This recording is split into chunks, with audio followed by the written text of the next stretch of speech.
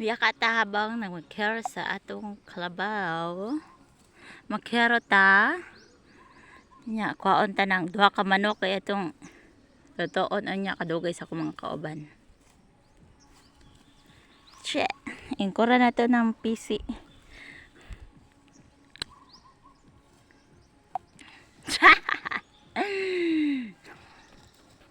Abi ninyo dili ko kay baw to sa kabaw no. So,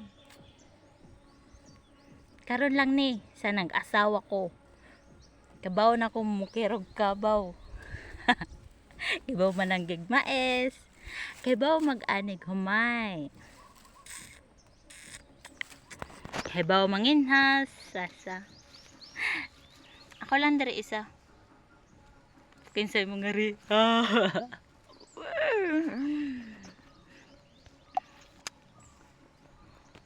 Sige ka nga. Kaon lang ka ha. Hey. Ingon nila bitaw no. Bawal daw mag-post sa social media na mag-away mo si mong asawa. Kay kuno, dapat daw kuno kami lang makahibaw or mag-asawa lang ang makahibaw. Nya nga man, pag mga lagi ta sa lain sa atong barangay o sa atong sitio, maingon lagi, uy nag-away day mo si mong asawa. Huh. Nya pag mga ta, pag mo ano daw natay tawagan igsuon, nag-away man daw mo si mong asawa. Unya, ngano man? Bright toy. Dili do po sa social media niya pagkatema makahibaw man ang basiglain na lugar. Kay tungod sa mga marites.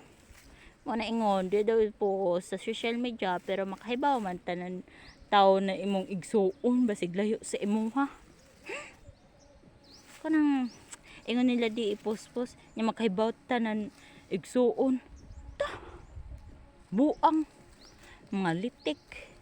Daragid ko maglagot. Basig ka ng mag-post-post ka ng pilak-hilak o unsa. Ay, nag-away mo si mga asawa nyo. Nag-away mo si mga uyab nyo. Drama he.